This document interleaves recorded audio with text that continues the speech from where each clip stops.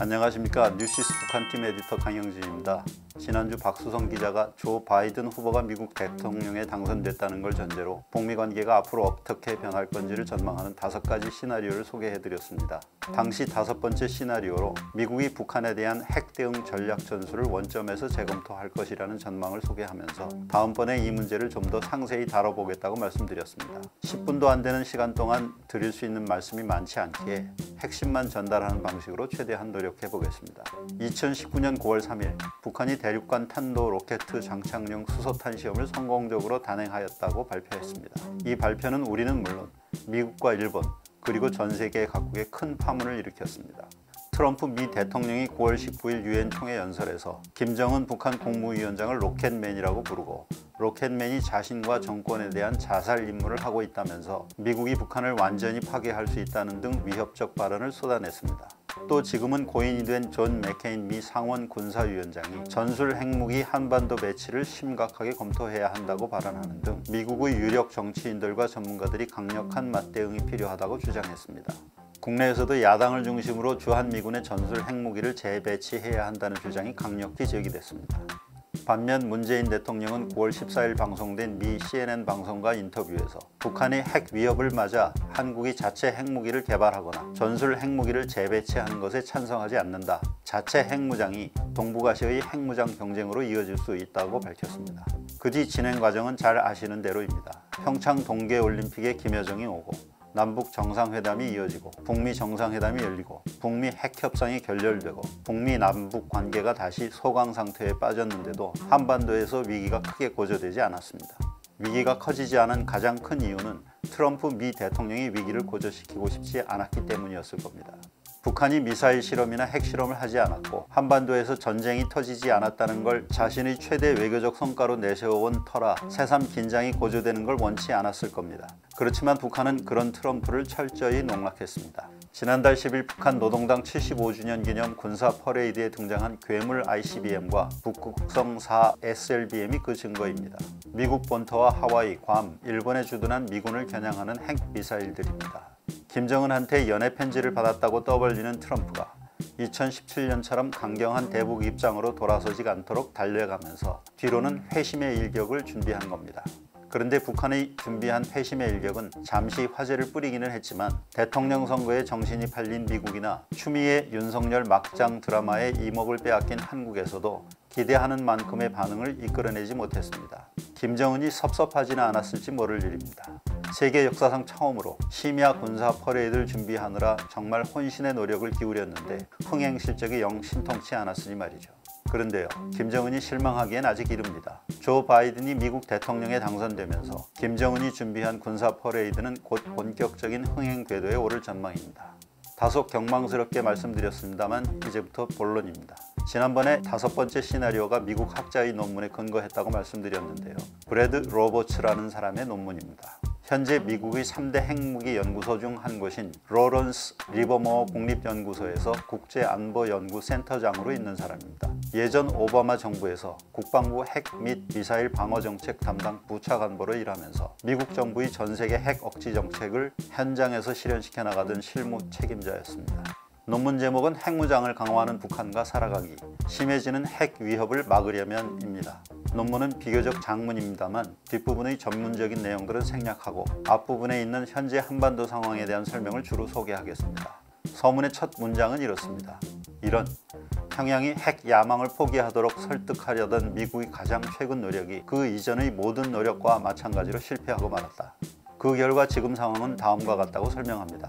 좀 길지만 중요한 내용들이니 지루하더라도 끝까지 들어보실 것을 권해드립니다. 북한의 핵무장 진전은 미국과 동맹국의 안보 이익을 여러 가지로 왜곡시킨다. 한국과 일본의 생존을 위협함으로써 북한이 미국과 정면 대결하는 상황이 벌어졌을 때 두 동맹국들이 발을 빼거나 오히려 미국이 물러서라고 설득하려 들 수 있다. 북한이 핵을 지렛대 삼아 한국과 일본을 강압하려 할 것이라고 한국과 일본의 지도자들이 걱정하고 있다. 북한의 핵무장 진전은 미국의 미사일 방어 능력을 조만간 무력화할 것이다. 미사일 방어 담당 북부 사령부 관계자들이 5년 안에 그렇게 될 것이라고 말하고 있다. 미국에 대한 위협은 동맹국들에 대한 위협과 달리 미국의 생존을 위협하는 정도는 아니다. 그러나 미국에 대한 공격을 일부라도 막지 못하게 된다면 유사시 미국이 기꺼이 동맹국들을 방어하려 할 것인지를 의심받게 될 것이다. 북한의 핵무장 진전으로 유사시 하와이와 본토의 항구와 기지에서 군사력을 한반도에 투사하는 걸 전제로 만든 한국 방어작전 계획을 실행하지 못할 수 있다. 2018년 국가 방위 전략 검토에서 지적한 대로 미국은 핵무장한 적과의 국지전에서 패배할 가능성이 크다. 핵무장한 적이 미국과 동맹국들이 군사작전을 방해하는 걸 막을 방법을 미국이 제시하지 못하고 있기 때문이다.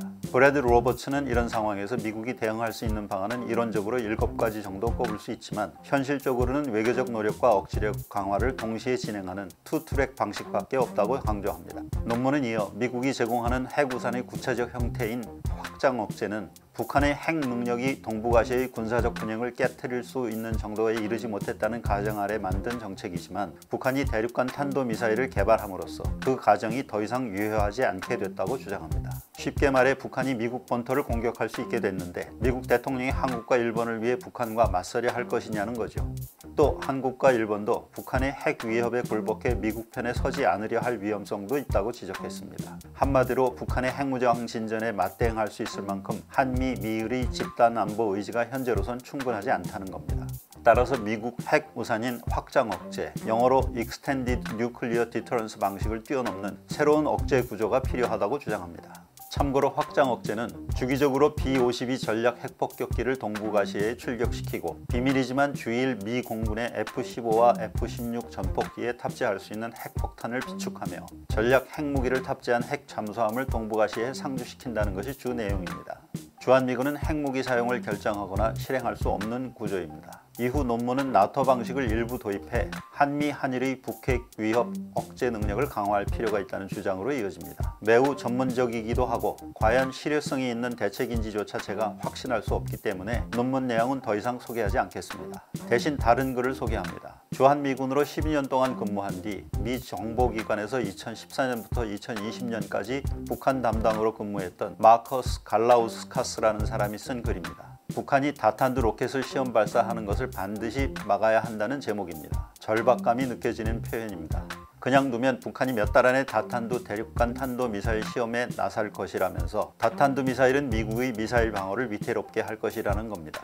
다탄두 탄도미사일 기술은 이미 개발된 지 70년이 지났기 때문에 북한이 쉽게 써먹을 수 있는 기술이지만 시험 발사 과정을 거치지 않으면 성능을 확신할 수가 없어서 실전 배치가 불가능하기 때문에 시험 발사를 반드시 막아야 한다는 주장입니다. 필자는 북한이 다탄두 미사일 시험 발사를 하게 되면 성공하든 실패하든 북한이 제기하는 위협은 새로운 차원이 될 것이라고 강조하고 있습니다.